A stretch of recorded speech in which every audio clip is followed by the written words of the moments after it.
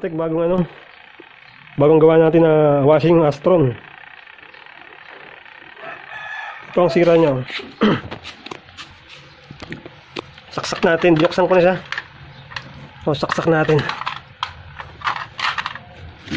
Yan, obserbahan niyo yung kanyang galaw. Saksak ko na, yung kabila hindi na ugong. Yung kabila na ugong. Yung kabila hindi na ugong. Sabihin, patid ang kabila niyan.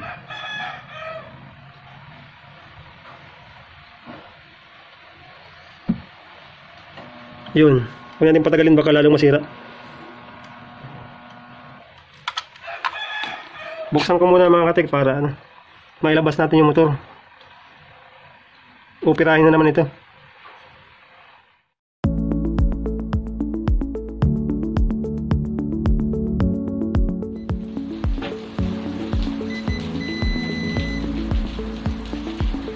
Ang disconnected dyan is orange.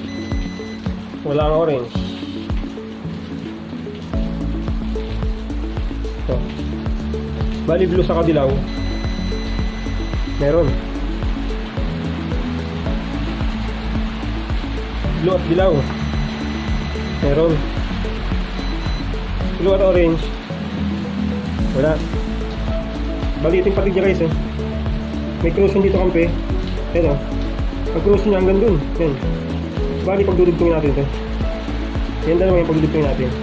Ito orange, pinutol ko talaga. Tingnan ko kung itong problema. Kasi natin kabilaan ko.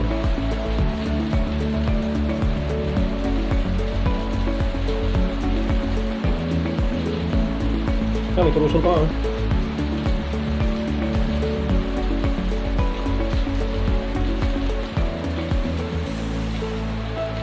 Isa kayong kapitan ng silda. Yung unang nirrepair mga katek, washing machine din, twin tab. Ito single tab pero ang totoo lang ito isa. Yung isang side ng ang ikot. Yung isang side ng rotation niya, bali yung orange, wala siyang connection. So yan. Ito yung pinakadudupa ng orange. Dito siya Ayan Ito naman, ito yung connection dito sa blue. Blue. Bali itong kakalabasan niya orange ito. Meron siya. Ito yung kabuuan. Yellow at orange yung continuity itong buong windings. Common. Continuity ng buong windings. Bali orange saka yellow. Ayan, 57. 59. Ayan. Common blue. Ayan. Dugtungin natin para maayos yung washing machine natin. Kadarating lang ito kailangan daw kinabukasan yung washing. Binaklas ko na agad. Stop muna natin dito para yan natin pag yung nakakabit na. Tatahiin na lang natin yun. Ito mga katek na dugtungin natin. Ito, nilagyan natin ng jumper na totoong consult talaga. Ito ang copper wire.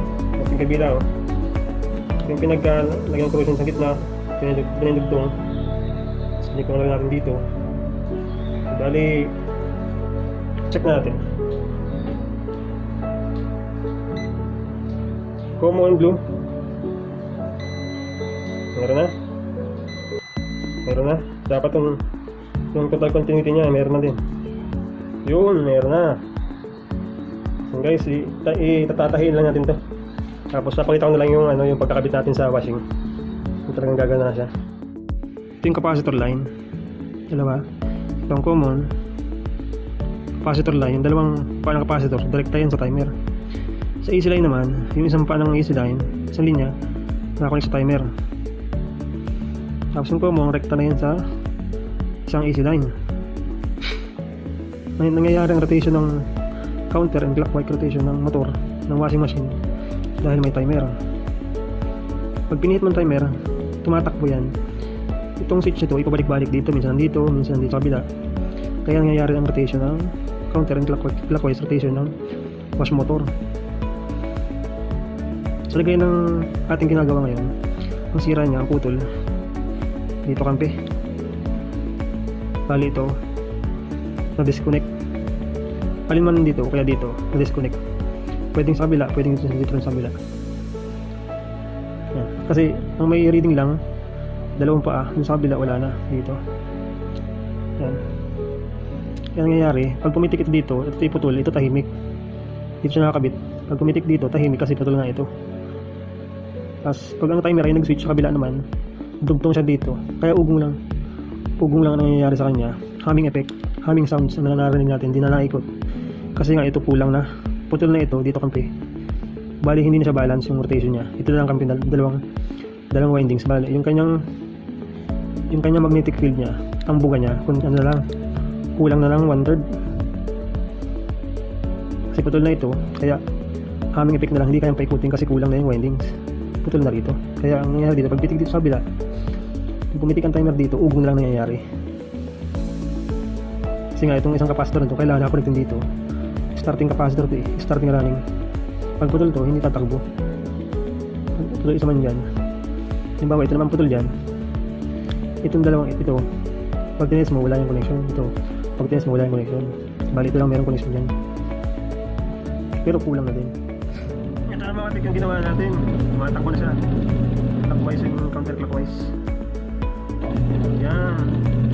Tapos pinastick na natin to para waterproof na rin pag natiluan, hindi tataman ng tubig.